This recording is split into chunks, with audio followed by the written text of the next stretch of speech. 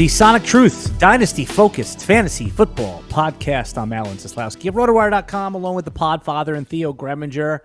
Guys, it's time to update our rookie rankings, and I don't mean start moving guys around frivolously before the NFL draft. What I mean is let's stay fluid. Let's talk about some of the players where landing spot might actually influence how we rank the players, not their talent, because we know talent is talent, but situation does matter, Theo Gremminger. Oh, absolutely. I mean, I think that it's we don't want to go be like too reactionary, but at the same time, when it comes to the truly elite guys, we know that there's a couple of nuts landing spots, especially for some of these receivers, Alan, that could really, really move guys up and down the rookie draft board when we get to like the real deal. We're 2 weeks away from the NFL draft, Alan, and we're like 3 weeks away from rookie drafts. This is awesome. Podfather, it's also a fact, not a theory, that one of these first-round quarterbacks, probably two of them, are going to be like horrible busts. So I think it's important also to examine downside with some of these players when we're tinkering with our final rankings on PlayerProfiler. I think that we should be ashamed of ourselves. This is a totally fraudulent show. This is a Dynasty Rookie Rankings update show with no news. Okay, this is classic. This is classic. All we have are fake, fraudulent smoke reports, right? And what are we doing? We're spinning our wheels on fake, fraudulent smoke reports, talking about should we maybe speculate on the possibility of updating our rookie rankings, and then we post that out there to the world in the digital media space, and people are searching for rookie rankings, and then they come up with a show, and they're like, oh my God, they're updating their rookie rankings 2 weeks before the draft. This is interesting. They must have a lot of inside information here. These guys are 2 weeks ahead of when anyone would ever move anybody. This show must be really sharp. And then you find out it's just smoke. We're just smoke chasing. We're a bunch of smoke chasers. I'm embarrassed. Yeah. Are we ready for a 5 minutes in cliche alert? Where there's smoke, there's fire. Oh, yes. You think there's fire, do you?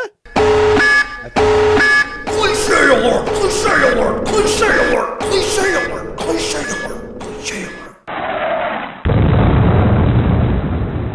The explosion gets me every time. Every time the explosion makes me smile right there, because it's so unnecessary. It's just superfluous explosion. Why do it? Well, because we can. Yeah, I just think that developing not necessarily player information, because you're right. That is kind of there's nothing to see here, but it's rookie draft strategy. There's a game within the game within the game. There is strategy once you're in the draft, right? You when you're on the clock selling certain picks, maybe not making that rookie pick and trading it for a veteran. I think that's maybe the better way to think about this, is what can be some tactics that we could deploy inside of our rookie drafts, Podfather. I just want to have fun. I want to have fun speculating. I want to have fun with what if scenarios. What if this player goes here? Where would he move in the rankings? Let's get people out ahead of it now. Is it definitive? Is it anything you're going to draft off of? No. But we're going to have a lot of fun. This is a green light to have fun type show, because it's now mid-April and we've talked it through on these prospects over and over and over again. There's not a lot of new information, but there's a lot of new imagination. That's what we have. We don't have new information. We have new imagination. We have more, hypothetical scenarios that could happen. And then when they do happen, you're already prepared for the happening. So yeah. I'm just preparing everybody on the front end to know what the hell we're doing today. Before we get into like the rookie part of this, having the fun, Theo, let me just ask you, there was news that broke. Podfather said nothing. There is some news. The Rashee Rice thing has heated up a little bit now. The latest news is that there's going to be some charges. There's now, I think that if anyone thought this was like a 2 on the panic meter, it's probably at least a 5, right? Maybe more. I've seen some Rashee Rice trades go down already. So before we go into the rookie updates, how about, is there any update? Is there anything to see here with Dynasty for Rashee Rice? So in terms of like dynasty with Rashee Rice here, Drew Davenport, who I think is pretty spot on with this stuff, said that when the news first broke, he was at a 0 games. Like this is going to be nothing. Now he thinks it's going to be like 2 games. He broke it down, little case by case here. And 2 games is nothing in the grand scheme of things when it comes to dynasty value. By the way, that means I would not want Drew Davenport to be my lawyer. Oh, yeah, everything's going to be fine, man. Everything's going to be fine. All of a sudden, wait, not everything's fine? This guy is supposed to know what's going to happen before it happens. So, Frugazi there.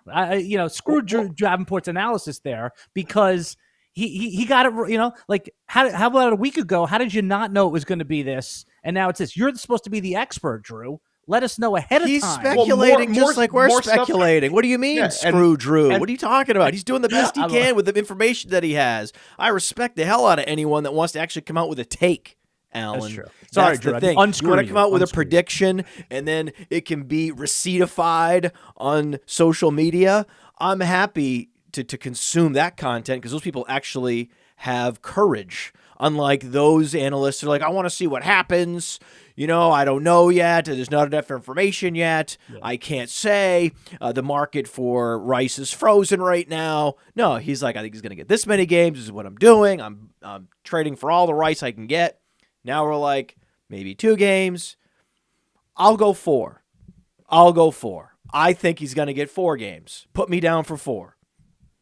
And buying. Also buying. Yeah. Because there's going to be a lot of receivers putting up 12-plus fantasy points a game, and we'll have good matchups during those 4 weeks. There's going to be guys on the waiver wire with good matchups and good situations that you can stream and get through it.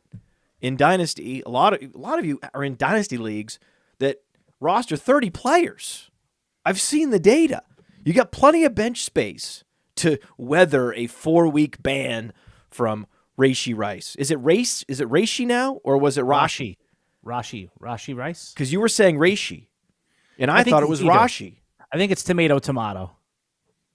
Is it? I think that the wild card here, though, guys, it's not the suspension, because Matt's right. If it's 2 games, if it's 4 games, in the grand scheme of things for Dynasty, it doesn't matter.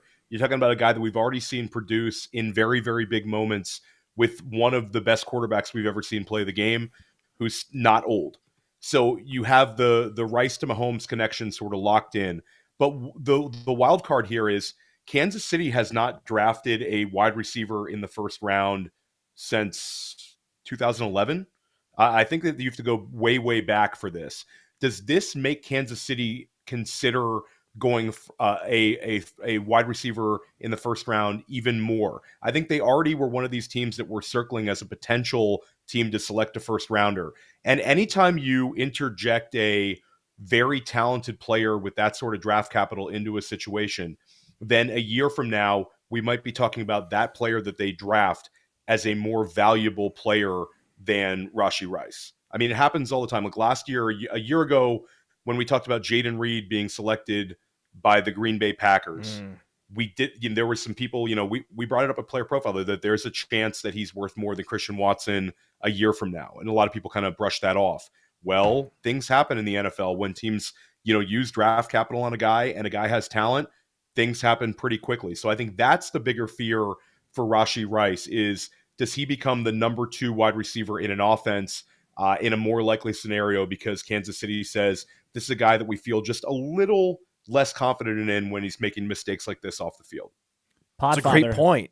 Great point, right? I mean, the knucklehead risk is now higher, officially. Anytime you have an intersection at all with law enforcement, your fault or not, you somehow found yourself in a situation where the sirens were blaring, right? So now the risk is higher. Like if you're an insurance adjuster, the risk on Rashee Rice is higher. He's going to have to pay higher premiums on his car insurance, right? So what does that mean? That means that they now need to address that, and the fear factor around him is higher, and they're picking in the Ladd McConkey spot, right? When was the last time Kansas City had a premium possession receiver that wasn't a tight end, right? So they have Travis Kelce's officially in the twilight of his career. That's their possession receiver. And it would be Podfather, nice. You want breaking news? We have breaking news. Do you We want love breaking it. news? Yes. Wait. You You want to know what?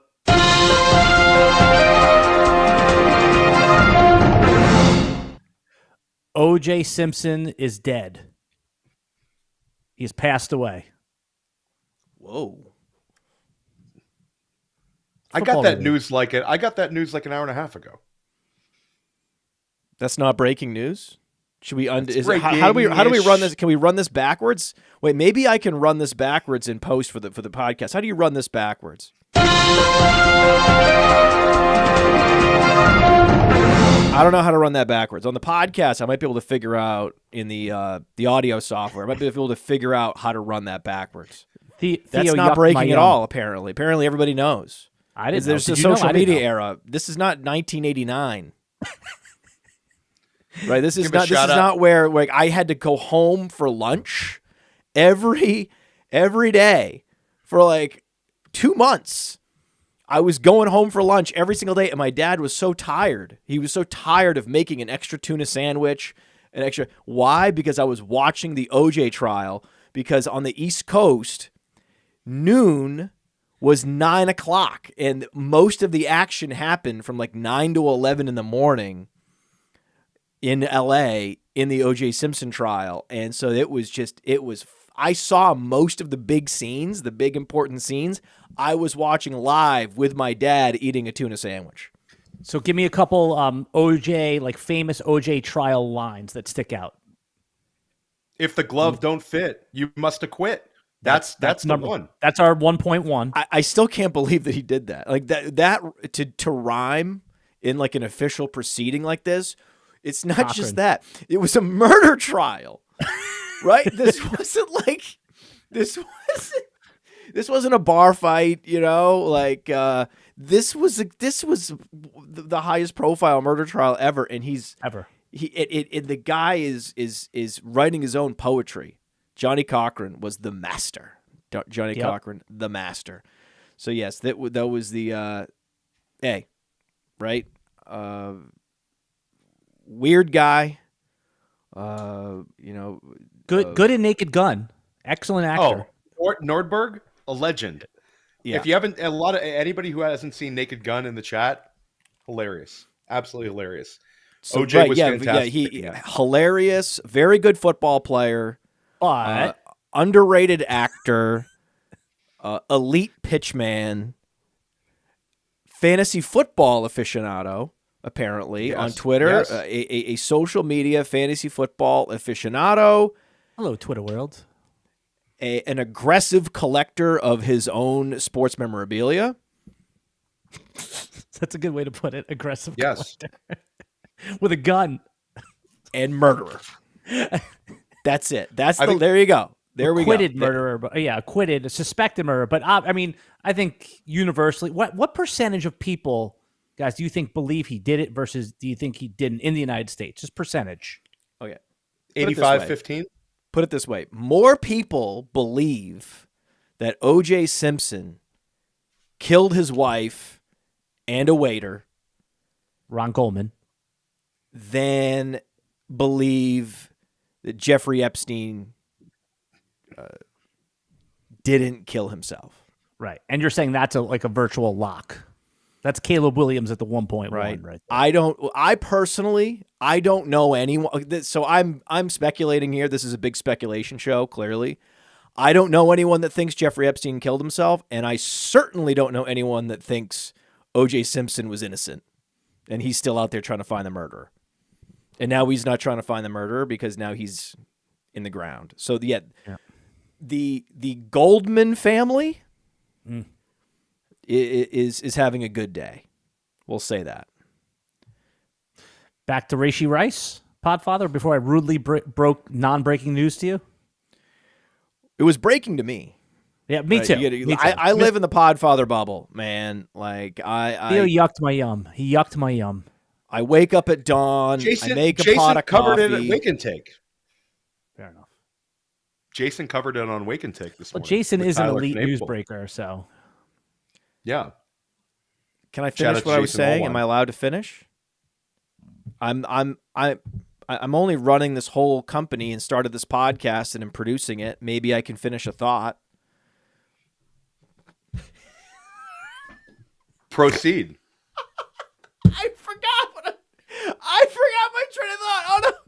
I was gonna Rashee say, Rice. I wake up at dawn, I make a pot of coffee, and I grind like you wouldn't believe. So while Jason was on Wake and Take, I can tell you what I was doing right now. I was setting him up with credentials, as well as Bradley Stalder, as well as Seth Dewold, as well as Anna Ninduri. I was setting all four of them up with Radio Row credentials for the NFL draft.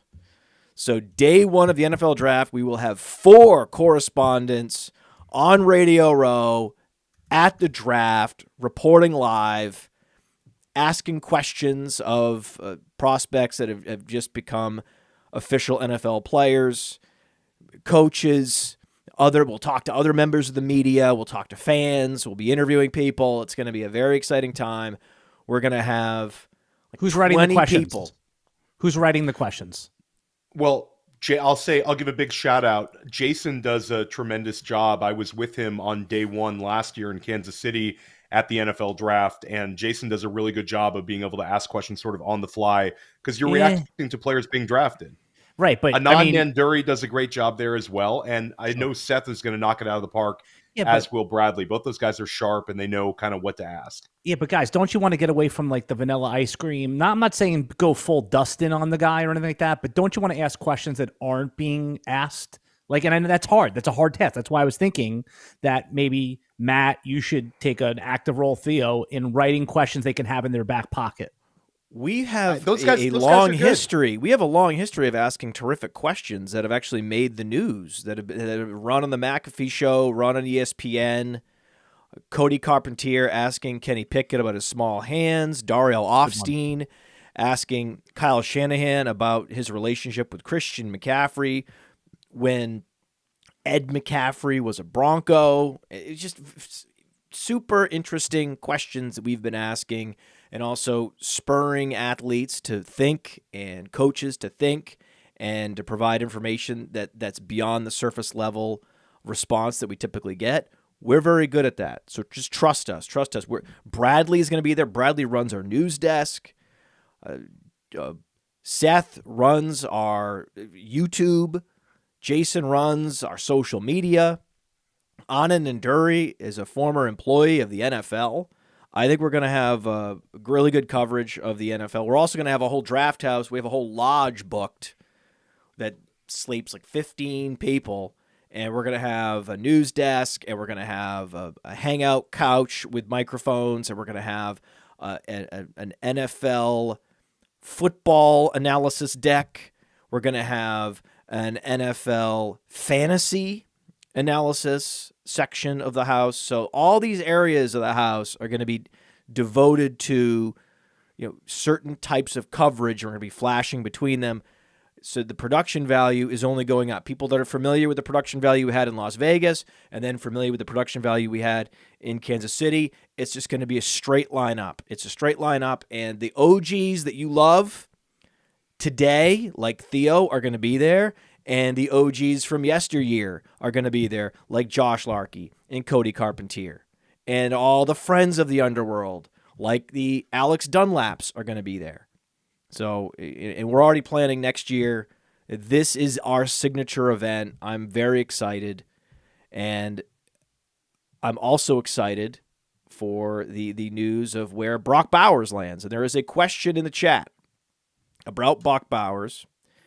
Questions about Brock Bowers and whether or not his inability to compete in the pro day, no testing for Brock Bowers, opted out and or had a lingering injury or both. No concern, Theo. Zero. Just wipe the workouts. Don't care. We've seen enough. Why? This is Dalton Kincaid all over again. This is like a Dalton Kincaid 2.0 where Kincaid didn't test at all, but the tape said it all. I think you're going to see this more and more often, Matt. You saw it with Marvin Harrison Jr., who not only didn't test, but Marvin Harrison Jr. won't even take a question. These guys are insulated. These guys are locked in. And that's it. I think, we've seen this in other sports where athletes are a little bit more guarded in their testing, a little bit more guarded in their availability. Brock Bowers, we've seen it on the field.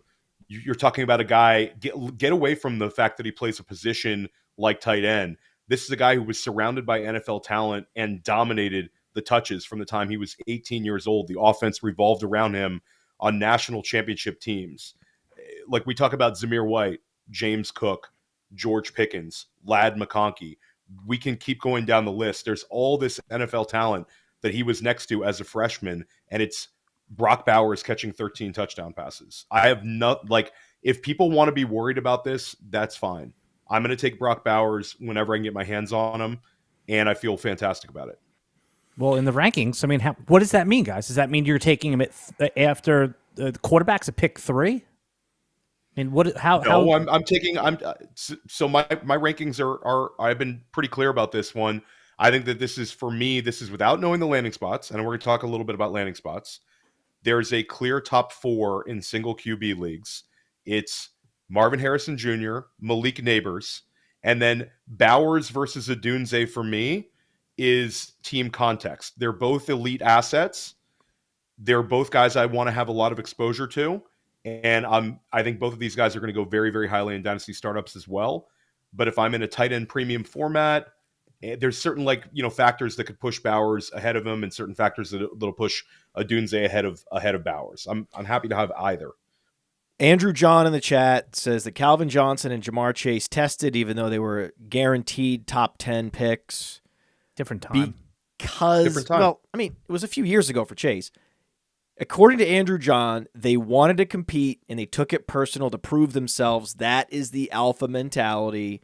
Brock Bowers doesn't have it. Guys didn't sit out of bowl games back then when Calvin Johnson was playing as well. There wasn't a single player in the Calvin Johnson era that said, "Hey, I'm only in the Peach Bowl. I'm going to sit this one out because I'm not in the national title game. I'm going to, risk everything, and I'm going to, whatever. If I get hurt, the NFL draft, whatever." So guys are different. And even in the Jamar Chase era, Jamar Chase also missed that year at LSU. Like he had that opt-out year where he had to, just to go back and kind of show that he's ready to go. There's different factors with us. Listen, I want to see everybody test. I think it's great for us, to get all this sort of information coming into us. But when it comes to Harrison Jr. and it comes to Bowers, I'm good. I've seen enough. Those guys are elite players. Harrison went full gangster during the process. I'm not even, really not even answering your question. No right, questions not even showing for up to media, which by the way, again, it's the epitome of the player man power. I'm going to call the shots. And I'm going to do things that I'm going to cross lines that haven't been crossed, and I'm still going to be the first non-quarterback off the board. That's what he was said to you, essentially. We do have some information. Speaking of Jamar Chase, we are about to drop the breakout ratings in the Breakout Finder. This year, we're going to drop the breakout ratings before the draft. We have projected draft capital we're going to plug in. We're going to drop the breakout ratings in the Breakout Finder and all those breakout metrics this week. So stay tuned. Go get the Breakout Finder in the App Store and Google Play. The number 1 receiver per the Breakout Finder is not Marvin Harrison Jr. Now, if Marvin Harrison Jr. had tested, and we have that information that we can put into an algorithm, then he very well, depending on if he had tested like Julio Jones, then the speculation is that he would have. He would have posted up at number 1. But he didn't. He didn't. And we can put in some projected workout metrics that are around what was reported to be his speed and agility. We can do some estimation. Even with those estimations, assuming he doesn't totally melt faces, Marvin Harrison not the number 1 receiver in this class, just on pure talent, pure probability of breaking out. That guy is best comparable to Jamar Chase, and that guy is Malik Nabers. And our rookie guide is currently live in our Dynasty Deluxe package. It's going to be available for purchase via PayPal to anyone that doesn't have a subscription to Player Profile. It's going to be available for purchase this week as well. And that just dropped because our rookie guide is the most comprehensive, the most information rich, the most sort of variety of expert voices contributing their rankings as well. So we have a whole matrix of rankings, and to see, where does Cody Carpentier have Nabers? Where does Matthew Kiwoom have Matty Kiwoom? I was going to say Matthew. We're going formal name here? I don't know why. I don't know why I said that. No one knows. Matthew J. Kiwoom. No one knows why I called him Matthew J. Kiwoom. Matty Kiwoom. Theo, others, right? So we have the crowdsourced rankings from the best of the best, which is what we have here at Player Profiler, Dynasty Analysts. And now the Breakout Finder is aligning with the consensus of those analysts.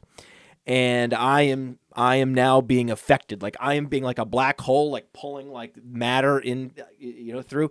I'm getting pulled in. I didn't think I would be here. I did not think I would be here. I did not. At this time 2 weeks ago, I couldn't imagine, right? I'm the type of guy, I'm very conservative. I'm posting up Marvin Harrison as my wide receiver 1 in this class, and I'm not talking about it. I don't need to think about it.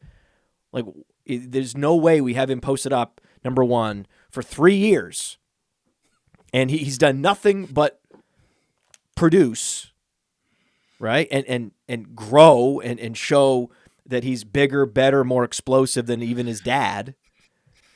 And I'm supposed to look up and go, nah, that was unthinkable. Until today, it was unthinkable. So yes, there is a world where new information can come in, but it's not new information provided by the NFL. It's not new information provided by Malik Nabers. It's new information provided by our community of analysts and our artificial intelligence at Player Profiler. So a combination of man and machine have come together to show me why Malik Nabers needs to be the wide receiver 1 in this class. And you need to say no to take lock and be fluid. And when the information is overwhelming, to just close your eyes and say, no, I've had it this way and I'm going to keep it this way. There's no way we're making changes on April 11th. That doesn't make any sense, right? That's overthinking it. I say no. I say no, sir. No, sir. There is no blackout period for rankings updates. Malik Nabers, wide receiver 1. So I'm still of a Marvin Harrison Jr. at wide receiver 1, Matt, but I think it's a Malik Nabers is maybe the best 102 we've seen in so many years in terms of single QB leagues. And Alan and I just ranked wide receivers in Dynasty. We did the top 24 Dynasty wide receiver rankings, a combined one between the two of us on Dynasty Life. And Malik Nabers is a top 8 wide receiver in Dynasty right now. So without playing a game, Marvin Harrison Jr. and Nabers are both in that truly elite tier. I think it's being reflected in Dynasty startups right now. And you see it all the time, Alan, whether it's a Dynasty startup that has the rookie picks as part of the process where they have a separate rookie draft, or it's simply the rookies are in the pool. You're seeing these guys valued, higher than AJ Brown at this point. Yeah. I mean, higher than Garrett Wilson at this point. So both of these guys are truly elite and special. I think trying to get into 1 versus 2, I think it's become a little bit like if we had this conversation a year ago, it would have been 90-10. Now it's probably more like a 65-35. But, when you use the wisdom of crowds and you have a couple ranking sources for the rookie guide, you're going to come to different sort of conclusions. And I know that Jax Falcone and Chalk over at the Undroppables and I both have Marvin Harrison Jr. as 1. And then there's a couple of guys with Nabers. So it's it's pick your poison. Both are incredible. And Matt, I asked you this because we have the 10-year anniversary coming up for Player Profiler, which is a big hat tip to you on that. But this has to be the best trio of wide receivers when you look at NFL comparisons on the site that we've ever had, and maybe the best for a top four when we go a position averse for single QB, if you want to throw Bowers in there. But the NFL comparisons for Harrison Jr., for Nabers, and for Rome Odunze, I mean, it's pretty staggering right now how good their comparisons are. Yeah, I mean, we have the breakout ratings going back close to 25 years. Like, so we can go and take a snapshot of the 2015 class, the 2014 class, the 2013 class, and we have 10 years of data to go on. And when we go back and when we run it for the 2014 class, which is probably the next best class, whoa, right? Nabers, Odunze, Harrison, they blow Watkins, Mike Evans, Odell Beckham out of the water. Now, is it still super impressive that Sammy Watkins has like the highest breakout rating ever? Yeah, right. There's a bunch of there's a lot of high breakout ratings from that 2014 class, but it doesn't the top three, whatever three guys you want from the first round doesn't compare to these three dudes. We've been doing this since April 28th, 2014. I can't believe it's been 10 years. And we've never seen this. We've never seen the level of athleticism and production from a big three. I've never seen it. Never seen it. Guys, let's talk. Let's take what you just said, that data points, breakout, all that kind of stuff, and then apply it to like real life Dynasty for a moment here and like put these guys in landing spots.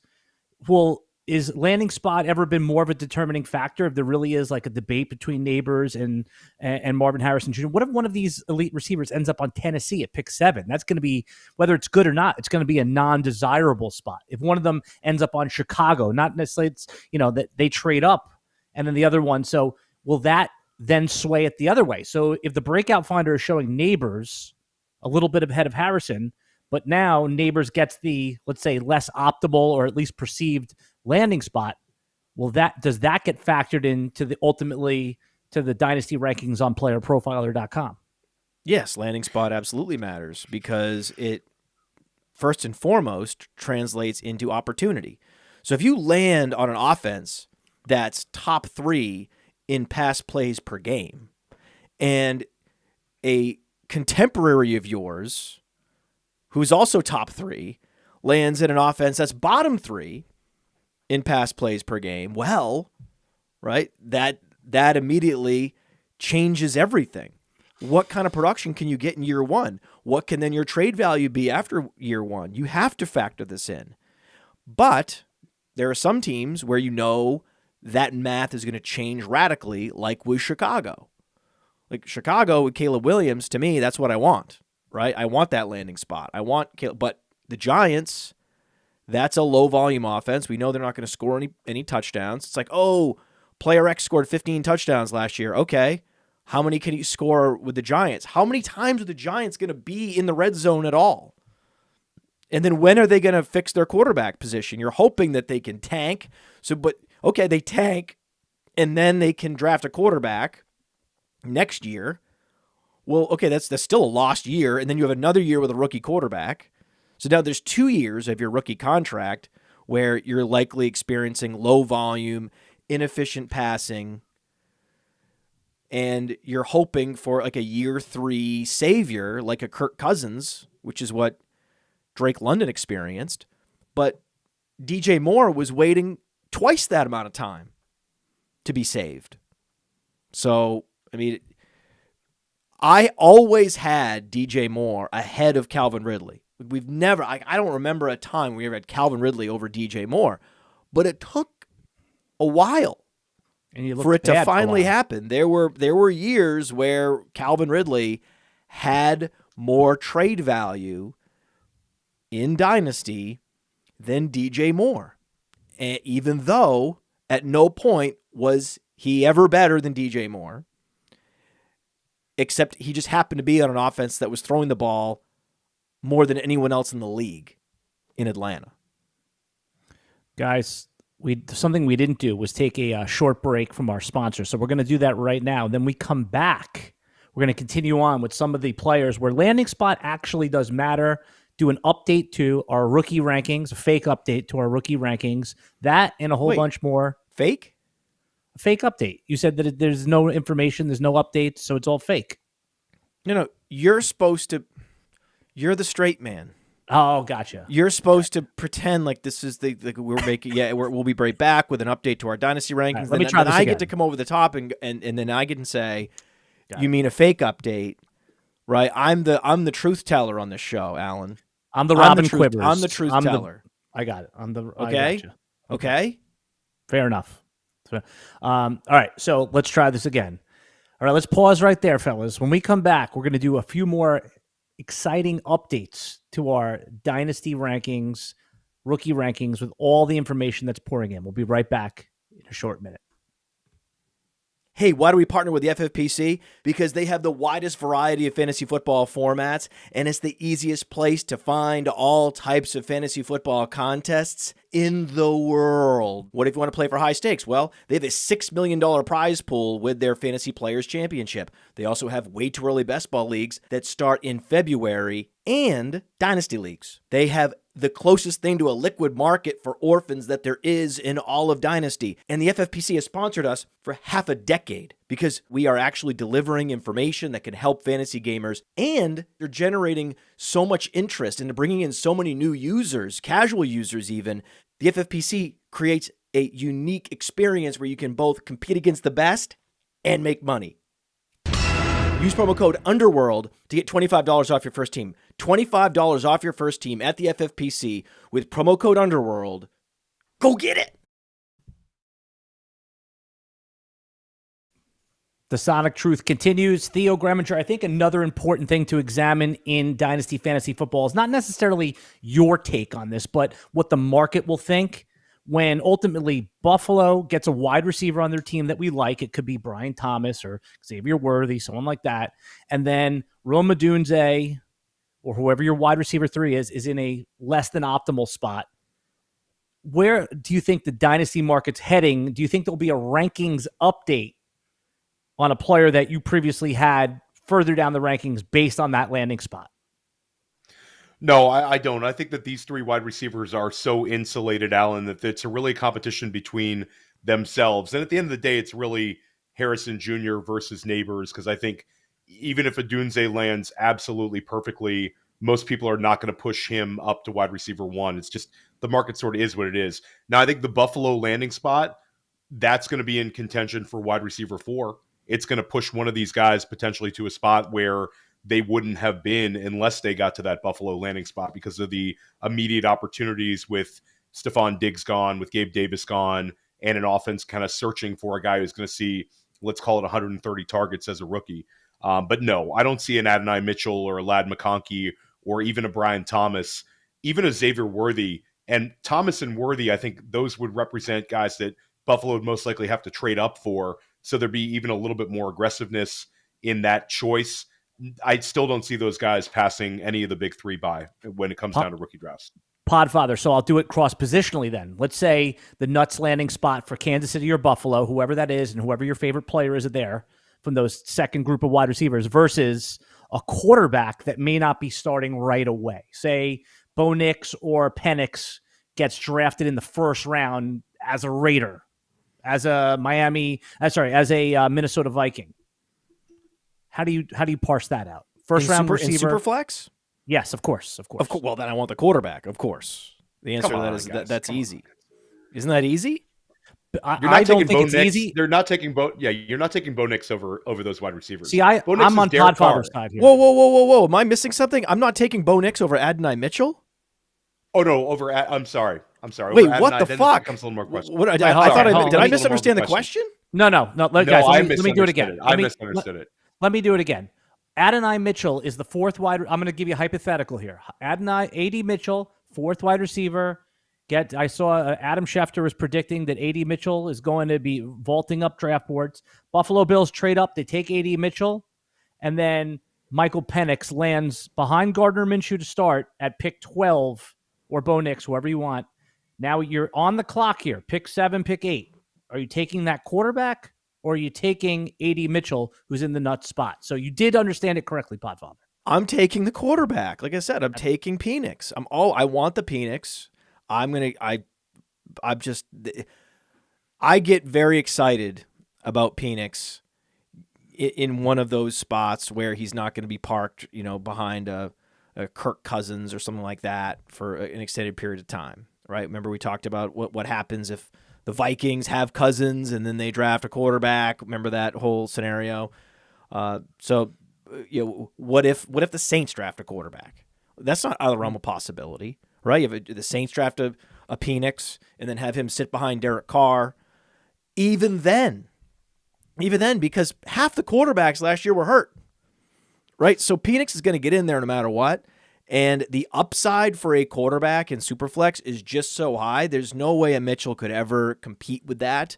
And we talked about this at length. We talked about this deeply on the last Mind of Mansion show with Scott Connor and the Dynasty Trades and Five Guys. We talked about it, exactly this, and we laid it out. So you can go there, you can hear what I think is the right approach in Superflex drafts. Most of the time, when you draft quarterback there, you're happy. First round quarterback, even if he seems buried, you look up and it's week 6 and he's starting and now it's his job. That's just what happens. That's how it works.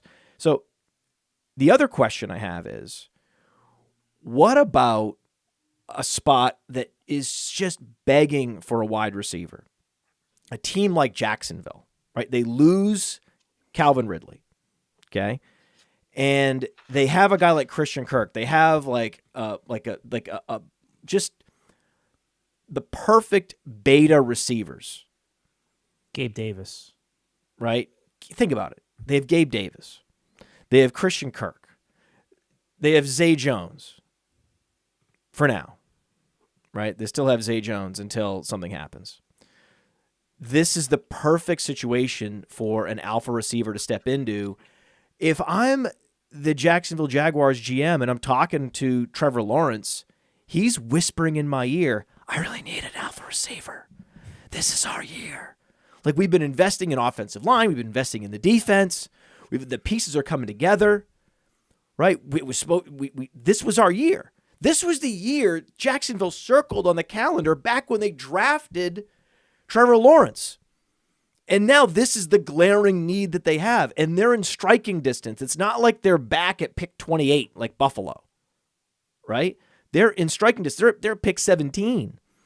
So it is possible to move up and to get, if not Nabers, if not Harrison. Isn't it possible? Isn't that like the dream? Can you think of a better trade-up dream than Jacksonville trading up for Odunze? I would even take it a step further that I do think that Jacksonville, if they stay at 17, are going to be in the wheelhouse for like a Brian Thomas Jr. Yes. And I think that could be a player that's going to move up and kind of solidify. It's already a guy that we like a lot at Player Profiler. Athletically, he's gifted. He had 17 touchdown receptions last year at LSU. And I think that spot, Matt, you nailed it, because Gabe Davis is very different from Calvin Ridley. It's not a like-for-like replacement. I think Gabe Davis is really sort of the upgrade for Zay Jones. In an ideal scenario, it's a rookie wide receiver absorbing a lot of what Ridley had last year. And what Ridley had last year was a wide receiver 18 finish in PPR, and he had 25 red zone targets. So it's an immediate spot where Trevor Lawrence was going to in scoring situations, and he had 135-ish targets as well. So I agree with you. That's a great landing spot for a rookie. Who do you think is drafted first, Brian Thomas or Xavier Worthy? Worthy. I'm going to go Worthy. And I did my first NFL mock draft. It's dropping this week, and I have Worthy going higher than pretty much anywhere I've seen. I think that if Arizona trades out of 4 and one of these teams trades up to get a JJ McCarthy, they've hosted Xavier Worthy on a top 30 visit. Arizona is also linked to Thomas Jr. I think they're building contingency plans to get a wide receiver if they move down, and Worthy, especially when they lose Hollywood Brown. And sort of when you look at that offense with a dynamic quarterback like Kyler Murray, having the speed of Xavier Worthy and also sort of the versatility of Xavier Worthy, the things you can do with him out of the slot, I think he'd be a great fit. I think he's going to be drafted ahead of Thomas. I think that all these mock drafts where Xavier Worthy's like being picked 32, 33, like get out of here with that. It's just not going to happen. Xavier Worthy's going inside the top 20. A lot of updated drafts now. They're coming around to where the things that you guys have been saying about Worthy for the last month or two or three. I see Worthy now falling in that 17 range and being someone trades up to get. Kansas City, Buffalo, that's striking range for them. I think the argument is not if Adonai Mitchell goes to Jacksonville at 17, right? That is perfect because you have Christian Kirk and Zay Jones, which both thrive in the slot. You've got Gabe Davis, who is just your innings eater X receiver, right? He's just there to occupy alpha corners. That's really his job, and he's going to have a couple weeks against lower quality outside corners, right? And that are undersized. Then he'll have a couple boom performances. He's going to have the 4 for 112 and 2 touchdowns. That's going to be an outcome, maybe one of those, hopefully more than one, maybe 2 for Gabriel Davis, but then who is going to step up and be that Z receiver? Who's going to be the volume Z receiver to play off Christian Kirk, where most of the targets are funneled in that direction? Adonai Mitchell would be perfect for that. That would be the perfect spot for him. But he's not gonna overtake a first-round quarterback in superflex. You're not doing that, man. You're not doing that for a receiver that never had 1,000 yards receiving. That's just not it. That's how mistakes get made in superflex drafts, and we take advantage of those mistakes. But then the question is, okay, do you move Adonai Mitchell up to wide receiver 4? If you had him at wide receiver 8, and he gets that nuts landing spot, but it's not just a landing spot. It's got to be, is this going to be a high-volume offense, right? Is this a team with a great defense? No. That's another positive for Jacksonville. The division's getting more competitive. They don't have a great defense. So this ensures high pass volume. Okay, they also have a primary back with great receiving skills. So everything is lining up for a high pass volume for Trevor Lawrence to have a career year, especially if they can get a true Z receiver, a volume Z receiver, which is what Adonai Mitchell would be. In that case, wherever you have Adonai Mitchell, put him at wide receiver 4. That's the best example I can think of a receiver, of course, outside the top 3. I just wanted to make sure, my face was so, when I knew exactly how Theo and I crossed our wires, because I knew immediately he was thinking about the top 3. And I'm like, no, Theo, no. Yeah. I would never. Don't worry, Theo. I would never. Don't do it. I would never. Please don't think I'm that guy. But outside that, then it's like the gap is so wide. We've never seen a bigger gap, right? As good as the top 3 are, the best we've seen in the history of this company, the wide receiver 4 is significantly lower. But it's in play. All these guys are in play, and I'm open to the possibility of being surprised. To being surprised by a Lad McConkey, to being surprised by, Xavier Leggett. I'm open to being surprised by one of these guys somehow going earlier, going to the right team, and then us having to have these very difficult conversations. But they are conversations that need to be had. And I know there are dynasty services out there that are like, landing spot is trivial in most cases, and once in a while it matters a little bit. Or it's like a tiebreaker, where we do not consider landing spot a tiebreaker. For all the reasons we've laid out earlier, it really matters. And in this particular case, it could mean a guy jumping up 5 spots post-draft. I just want to prepare everybody, all our subscribers at PlayerProfiler, subscribe to the rankings or subscribe to Dynasty Deluxe. You all make this show possible. You make everything we do possible, and we appreciate it. I want to prepare you for what you're going to see the day after the draft. Guys, I want to explore the opposite scenario. And what do I mean by that? Is that a good first-round wide receiver lands in a spot we don't like, and we see it every year. Then in our super flash rookie drafts, Theo Gremminger, right? That guy ends up dripping. A first-round receiver drips into the second round of our rookie drafts. Jahan Dotson, a couple years ago. Kadarius Toney, Amon-Ra St. Brown. I mean, he was a fourth-round receiver, but Brandon Ayuk, his rookie year, was a first-round drafted wide receiver, Theo, and drips into the second round.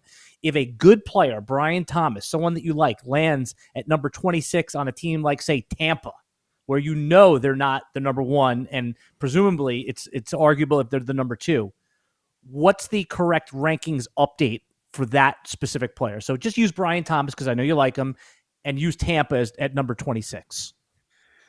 So I'll do a quick little pushback. I think that Tampa at 26, where you have, even though I love Mike Evans and what he's going to do this year, landing into that situation where there's two older players, we've seen it time and time again where a year from now, a talented rookie can overtake those guys in dynasty value. Oh, but Quentin Johnson, he's buried behind Mike Williams and Keenan Allen. There That's you a go. great example. Listen, but I'll say this: there are nightmare scenarios in the first round. For me, I think that there's two teams that are wild cards that could take a wide receiver: the Philadelphia Eagles and the Miami Dolphins. The Miami Dolphins at 21, they're Mike McDaniel.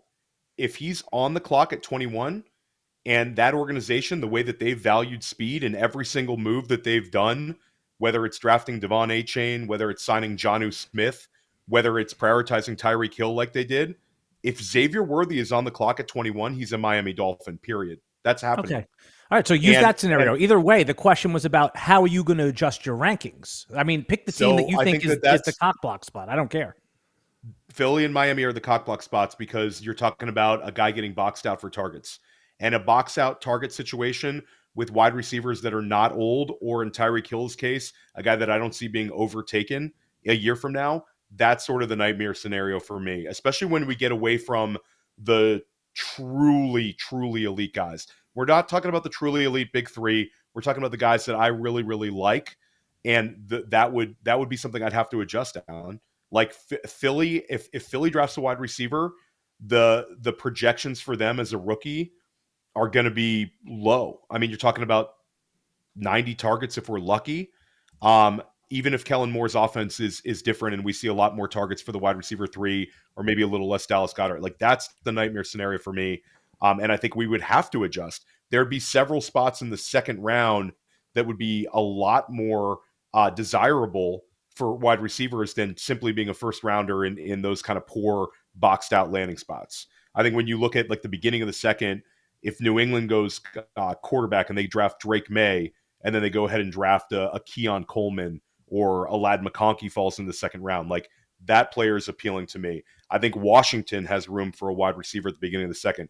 Pittsburgh Steelers in the middle of the second round have a chance to draft the Deontay Johnson replacement. There's a lot of these scenarios where guys are going to fall into better volume than these sort of first round trap picks. Let me explain exactly what you want to hear, Alan. Okay. Xavier Worthy goes to Miami. He's not falling out of the top 10. He's not. He will fall. He could fall 5 spots, but he's not falling out of the top 10. There is an absolute firewall there. Okay. The player that you could see him get supplanted by very easily is exactly who Theo mentioned, which is Keon Coleman. Keon Coleman's 20 years old. Keon Coleman is the second youngest receiver in this draft after Malik Nabers. And one of the reasons why the Breakout Finder loves Malik Nabers and likes Keon Coleman more than I expected, because when you look at all the data, right? You look at big data analysis from the AI projection engine that we have for the Breakout Finder, draft age is significant. Draft age is right there with breakout age. Okay. And the draft age of 20 years old is predictive of future breakouts. And that's what Keon Coleman, that's his best metric. His draft age is his best metric. And then below that, there's a firewall of Leggett, 23. Roman Wilson, about to be 23. Pearsall, 23. So you've got a bunch of old receivers. That's where you think I'm going to put, or you think anyone should put, Xavier Worthy, 21 years old, elite speed, and an early producer at Texas, no matter where he ends up, given the amount of weekly injuries that happen in the NFL, below a 23-year-old receiver that we have ranked outside the top 10 right now? Absolutely not. That's crazy. Like, that is where the line is. That's the threshold, Alan, of how far can guys move up and down based on landing spot. That's your answer. A guy like Xavier Worthy, his ranking could be dramatically different after the draft. I'm talking wide receiver 5 to wide receiver 10. But Wow. he has That's that firewall where you don't have to worry about him dropping like wide receiver 15. That would never happen. Though I've seen some crazy things. I've seen some crazy wide receiver moves after the draft. I believe that we have it perfectly dialed in with our process of how much we're going to value the projections for year 1 and year 2, which is where landing spot really matters, into our dynasty rankings. And that's partly because our analytics team that runs the Breakout Finder also creates 3-year projections for our lifetime value engine that powers our dynasty rankings. So we have an idea of what these teams are going to be doing with volume, pass volume, and pace of play rates for the next 3 years. We have those projections.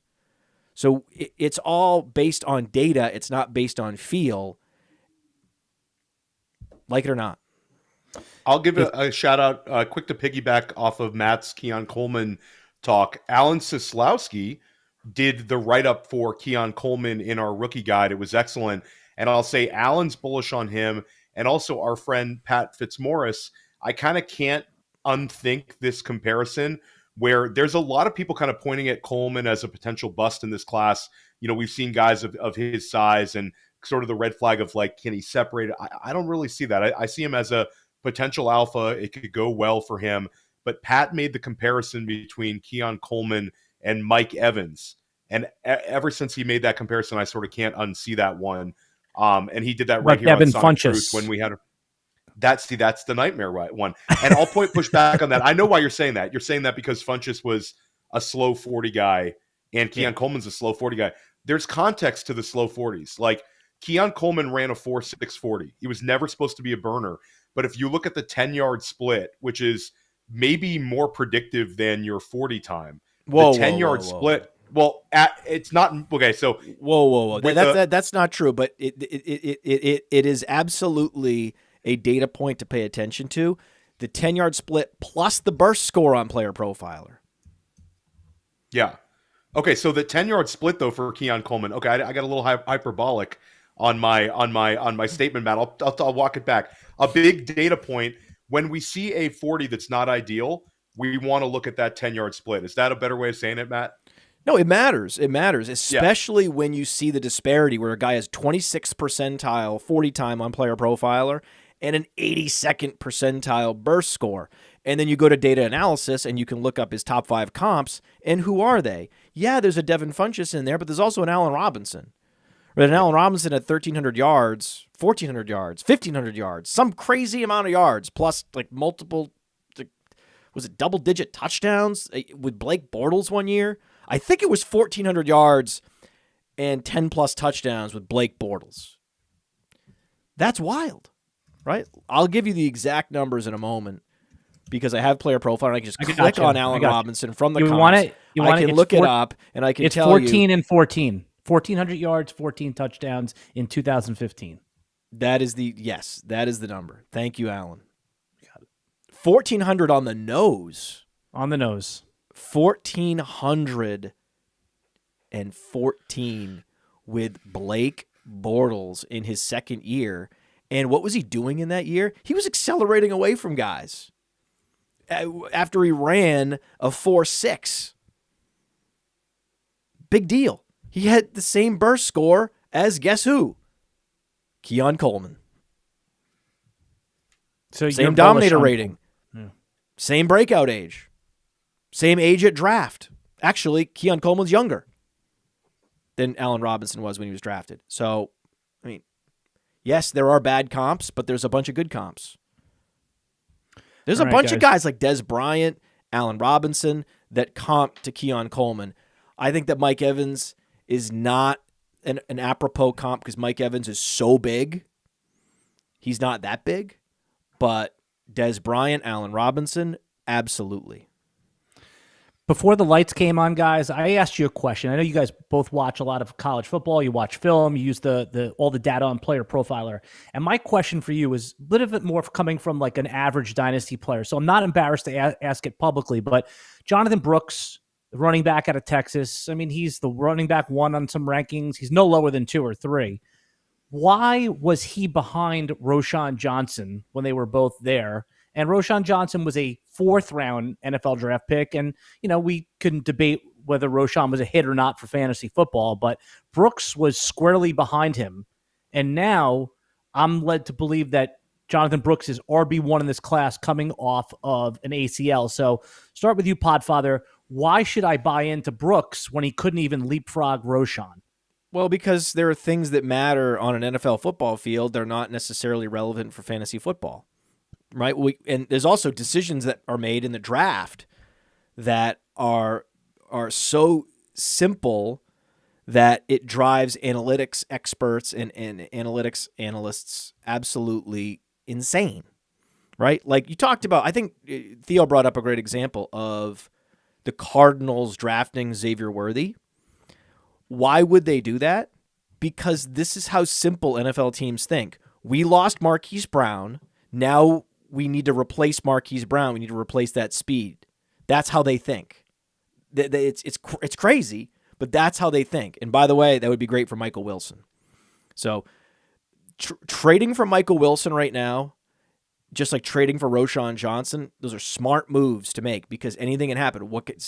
Anything can happen in the NFL draft with a trade down from Arizona in Chicago. Khalil Herbert doesn't make any sense on that roster. And it's possible that there's a draft day trade and Khalil Herbert is thrown in. I could see it.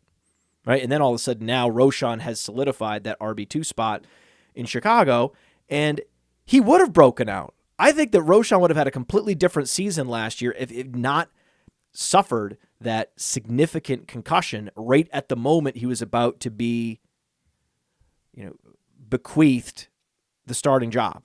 Like he had the workhorse role teed up, gets the severe concussion, and then it was just a committee for the rest of the... But was it Herbert that was in there in most passing situations? When Herbert and Johnson were healthy, more targets were going to Johnson. Johnson is not an elite speed player, right? Herbert's more explosive than Roschon Johnson. Doesn't matter. Right? What is Roschon Johnson good at? Roschon Johnson's good at pass protection. Roschon Johnson's good at being in the right place at the right time. He has great hands. Roschon Johnson is just an all-purpose talent. And then you combine that with the fact that he was the team captain, right? That he's showing up in the morning and leading the workouts, that he was a team leader and he was trusted in all these, critical game situations. That was the reason why. They had Bijan already. They didn't need to win the game with their backup running back. They needed to make sure they didn't lose the game. That's why Roschon Johnson was the backup to Bijan. It had nothing to do with who's more likely to score a touchdown on this touch. If it were me, yes, I would have. If I'm the coach with my thought process, I'm going to say, who has the higher probability of scoring a touchdown in a long run? I'm going to put that guy in there. That's why I'm going to have a bunch of guys with 4.4 speed that are undersized. Those would be my running backs in the NFL. I would, just like Mike McDaniel, that's how I would run my NFL team and my running back room. But that's not most coaches. Most coaches are going to see what Roschon brings to the table every day in practice and every day in the film room and every day in the gym, and that is going to matter, and that is going to translate into playing time. And he just so happens to make big plays as well, right? That's the thing. Like, that's the only thing that Roschon Johnson doesn't do incredibly well is breakaway runs. That's it. I'm a sucker for breakaway runs, right? That's what I love. But I still love Roschon Johnson because he's so good in all these other areas. And we've seen so many running backs that don't have elite speed that are great in all phases end up having huge success in the NFL. And the beauty is he didn't break out last year. So now Roschon Johnson's a value. And at no point was I thinking, yeah, I need to question Jonathan Brooks because he couldn't overtake Roschon Johnson to be the trusted backup behind Bijan Robinson. I'll add to what Matt said is when you look a little bit more at Roschon, he's a guy that did break out as a freshman at Texas before Bijan Robinson got there. Roschon had like 8 touchdowns or something his freshman year, and it's a guy that was sort of like ingrained in the hierarchy of the depth chart, and also not being able to play ahead of a 4th round pick that was the best running back arguably at the Senior Bowl in Roschon Johnson. I don't think it's a red flag for Jonathan Brooks at all. Fuck was that? That's not me. That was Theo. I think Theo got a phone call. He's He either some got fruity, a phone call or either his phone was playing a playlist. He's got some fruity ringtone. His gym playlist either played or he had a phone call. Either way, it's embarrassing. This is the first time. Theo, listen. Theo has become the Atlas of this network. He holds this thing up. This guy plans all the shows. This guy hosts Dynasty Life, Sonic Truth, the Future Cast, the press coverage. He's everywhere. First Class Fantasy, this guy's everywhere. You have people in the chat saying, I love going to bed at night, falling asleep to the voice of Theo Gremminger. He's allowed one time to have his phone blow up. That's allowed to happen. That's great. That's great. I saw that comment too about the guy with the phone. You know what's funny is like I was gonna say that's creepy, but I used to do that with you, Podfather. I used to listen to you at night as I was going to sleep. You would rock me to bed basically, and it's because you have a soothing voice. But now I don't like because the shows are so long. I miss so much because the phone keeps playing. I listen to Mind a Mansion on the on like my bike ride. That is more of where I consume the Mind a Mansion stuff. But do you listen to podcast? Like, how do you fall asleep at night? Do you have are you just able to close your eyes and go right to bed, or do you need some sort of ritual or CBD or what's your nighttime thing? Well, here's the thing. So when I went to Japan, there's an app, and I can't remember the name of it. Calm app? No, there's an app that's just about avoiding jet lag. So I mean, it's it's pretty cool. My daughter downloaded it. I think it's called Time Shifter, I believe. Time Shifter. Let's go with Time Shifter. Check out Time Shifter, and if you're going to go be traveling international, follow the protocol. They have a protocol that says that from this time to this time, drink coffee. From this time to this time, wear a sleep mask and get darkness. Right? From this time to this time, in the day leading up to your flight, and then in the day after as well. And it helps people totally eliminate jet lag altogether. But one of the key components of Time Shifter is the understanding of light, and that any light, not just sunlight. See, I think the fallacy is that sunlight is what can trigger melatonin in your body and your senses. It's actually not, right? It's any light. And the problem is watching television at night or watching an iPad at night. Blue light. It's blue light, but it's any light really. But blue light in particular stimulates your brain and keeps you up. So, I am tempted sometimes to watch a show or watch a movie in bed, but I'm like, no, I can't. So my discipline regimen is to read a book. So that's I'm reading The Lost City of Z, because I read the Killers of the Flower Moon, and the same author, David Gran, wrote a book called The Lost City of Z about explorers in the Amazon, which is very good, and I highly recommend it. So it's captivating, but I get to a point where I just read until my eyes. It's almost like a workout to keep my eyes open. Bam! It's old fashioned, man. It's super old fashioned to go to sleep that way. But sometimes I get off it. The problem is finding a great book. You can't always have a great book, so I'm always sad when I finish a great book. And I'm like, and then I'm also, I'm in the back. I'm finishing Killers of the Flower Moon, and I'm in the back going, what else did this fucking guy write? And I'm like, bam, got it. Yeah. The key to a happy marriage, and I can attest to this, is separate bedrooms for sleeping, separate bathrooms for everything else. If you go separate bathrooms, separate bedrooms, I sleep alone nowadays. That's like something we used to make fun of our grandparents for doing. I know not a lot of people do it. A lot of people think it's bad for your marriage. I believe it's good for your marriage. Wasn't my choice, by the way. She said I snore. Whoa. Are you hearing this, Theo? Got kicked out of bed. This guy got kicked out of bed. He got kicked out of bed. Now, I do it willingly because I'm such a workhorse, like Roschon Johnson will be eventually.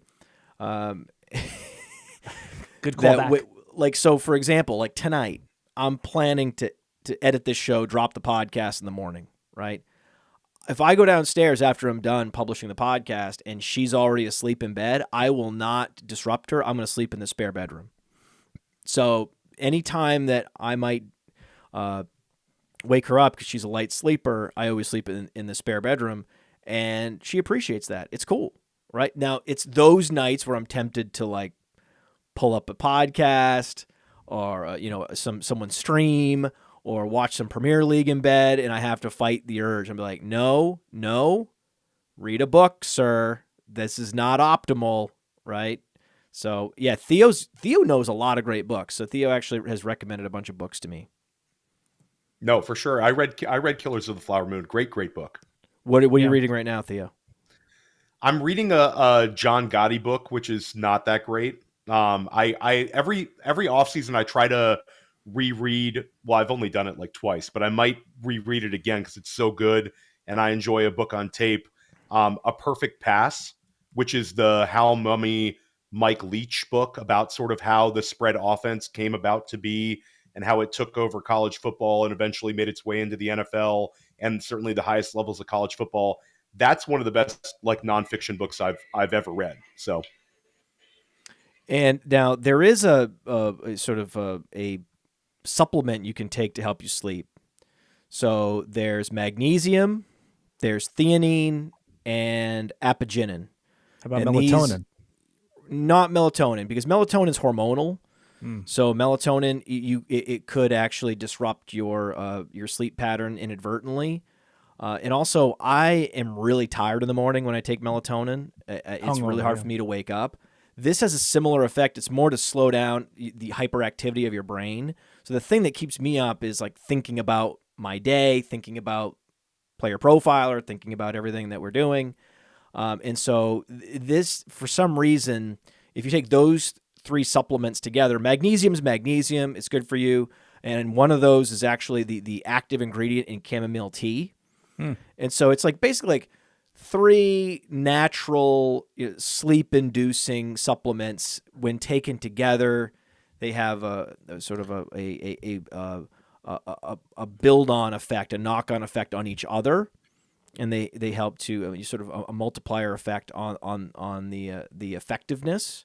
So I just take a couple of those if I feel like I've been super stimulated at night. So for example, if I've had a lot of screen time at night, like when I'm editing the podcast tonight, I'm definitely going to take those three supplements, because I've had so much screen time. I know even though I'm tired and my body's tired, I know my brain has been super stimulated with blue light. So that, or if I've been working out, I have a basketball league that I'm in where I play at 8:30, and so if my heart rate's been up or my brain's been super active later in the evening, I'll take it because I know that'll help. Otherwise, a normal night, I'm reading, and that works just fine. So that's that. It is tough, man. It's Yeah, tough. my wife Getting a Stacey, good night's sleep is so important, and it's incredible how many people I talk to, like the rate when I talk to people that say, hey, yeah, I'm not the best sleeper. I struggle. Yeah. My wife wears the blue blocker glasses at nighttime. So as soon as like 6, 7 o'clock hits, they look ridiculous. They're like these red glasses, but you put them on and it blocks out all the blue light. And that, if you're doing screen time, maybe something that, would help you. I have those. Yeah, I have those. Absolutely. It's still light though. Light is still light, and stimulation of the brain is still a factor. And Theo's ability to be part of this podcast is unstable, right? It's not stable right now. So we've got to what else is on your mind with Dynasty? Yeah, I had a couple other questions for you. Then we can wrap it up here. The most polarizing guy pre-draft has been Troy Franklin, right? I mean, there's really smart, experienced Dynasty players that have him as like wide receiver 5, right, as a first round pick, and then there's the opposite. So I guess where is Player Profiler on Franklin, and what could push him up a little bit, because there's no doubt about the upside. Well, look at the age and the 40 time. The 40 time is predictive. So he runs a 4.440. He's 21 years old on the dot. And he has a 19.6 74th percentile breakout age. But he's undersized. He's super svelte. And he doesn't have strength at the catch point. That's not what he's all about. So if you watch the film, and we've had people, Matty Kiwoom at the Combine, we had Jason Allwine at the Senior Bowl, for example. We had people on the ground in these places and, talking to scouts. And in his rookie year or his freshman year, Troy Franklin, only 200 yards, right? And that's another thing. So while the breakout age and the age at draft is good, the early production wasn't quite there. And some of these big splash plays, he's putting up the big yards, but on a handful of targets in a particular game, long touchdowns that are not something that are going to be matched. There's a suspicion that the Oregon offense is just a fraud, right? That Bo Nix goes to the Senior Bowl and face plants, and that's a problem, right? So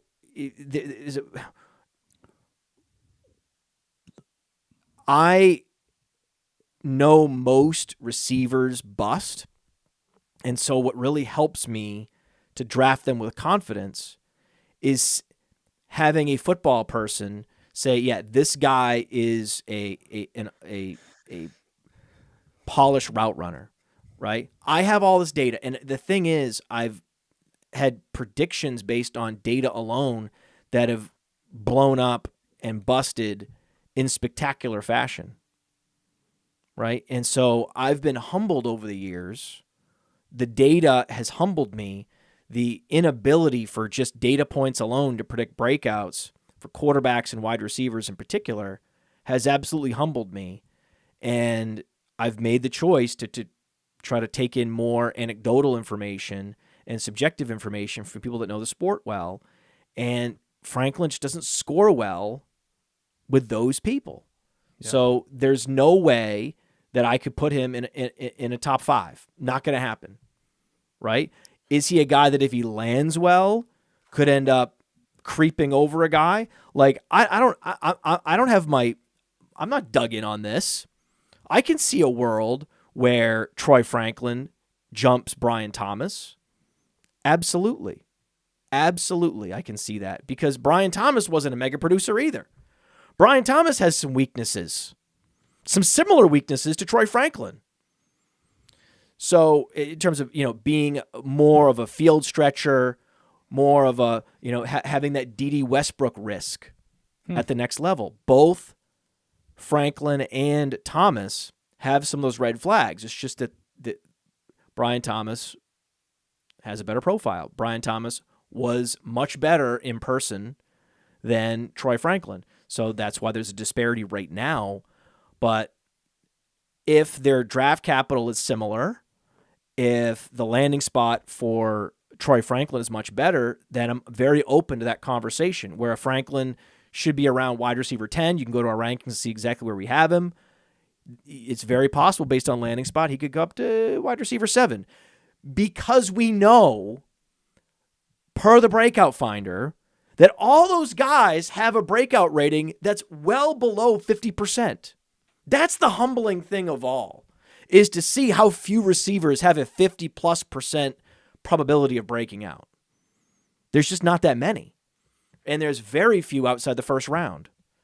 So if you're going to be in the second round and you're going to have a breakout rating, well under 50%, what are we talking about? We're talking about a guy that's most likely to bust. And so to feel strongly, right, about one guy over the other is sort of false bravado. And I'm not doing it. I'm not doing it. So I'm absolutely, that whole zone, we talked about it. Brian Thomas through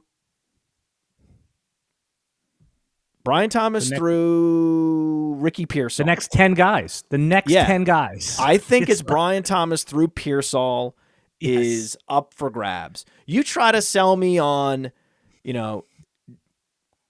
Des Walker, Malik Washington, Brendan Rice making a push. I'm not there.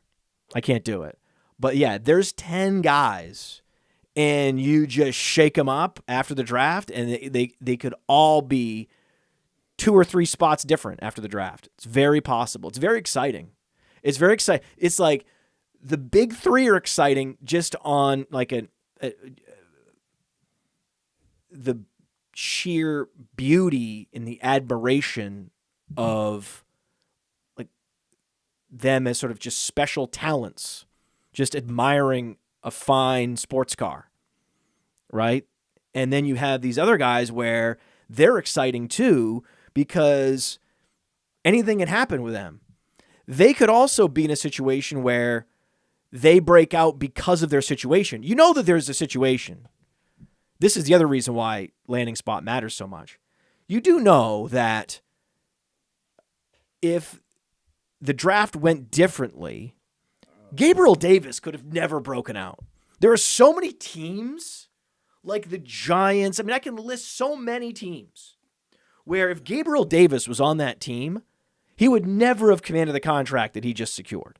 There's no way that he was put in a position to score 4 touchdowns in a game by one man, Josh Allen. And without Josh Allen occupying those defenders and buying all that extra time, there's no way Gabriel Davis does that.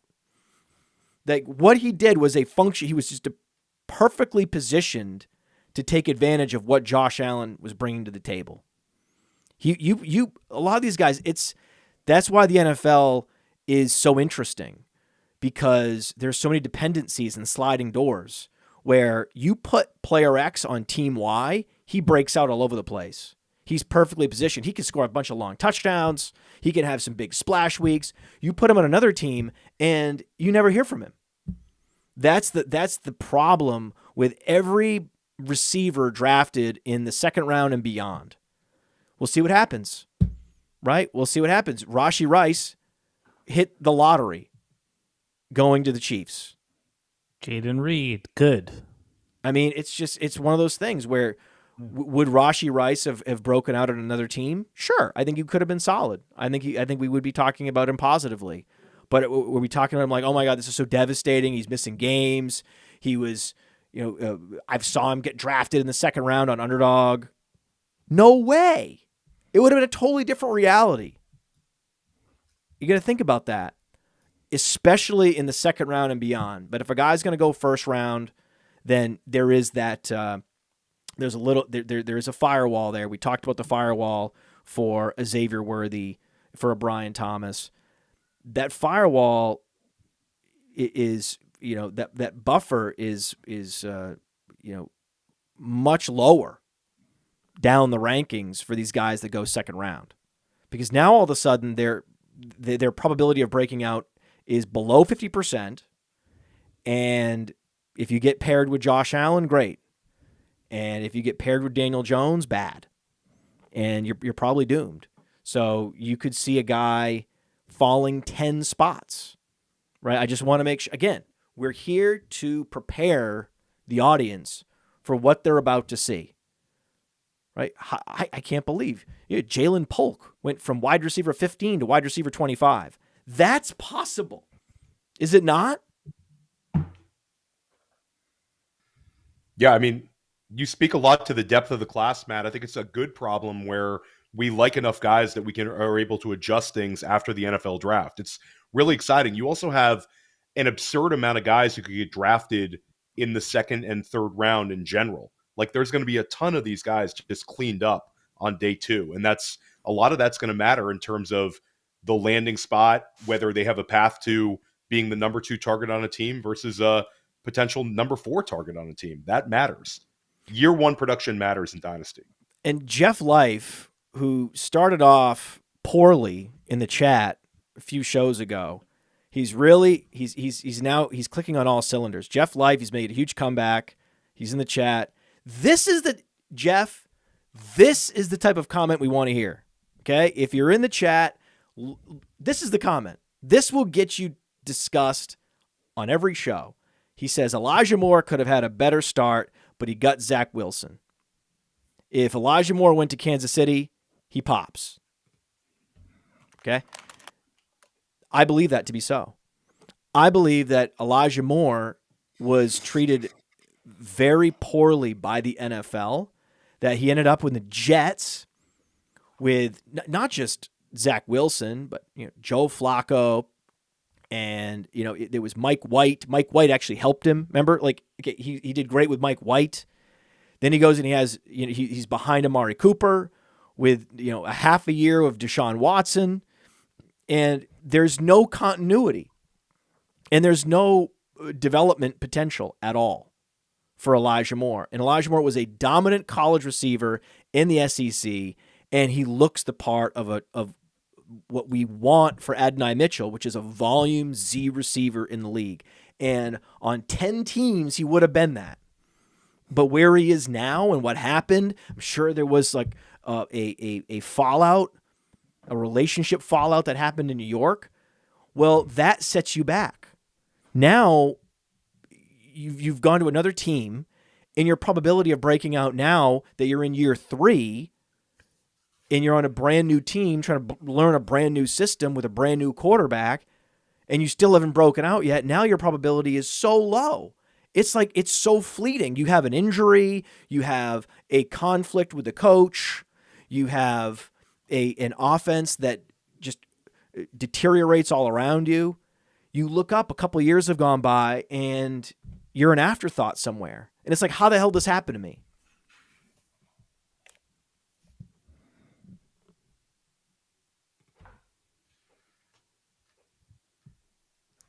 No, I agree. No, with you. I know. I'm supposed to go out. I was looking for the right go out screen. Just kill it. I didn't know if that was. Just kill right there. That was the perfect ending. I mean, that was the perfect ending, but I got the point. I did it, but I couldn't. I was getting second thoughts about which of the final ends to run, and I had one in my mind, and I didn't run it. Now I'm going to run one. I'm going to run a we're going to run a classic. We're going to run a classic promo at the end. Here we go. This was so bad. I'm so embarrassed. You guys were giving me time. You were holding the silence. Everything was ready. It was teed up. I thought I had it ready to go.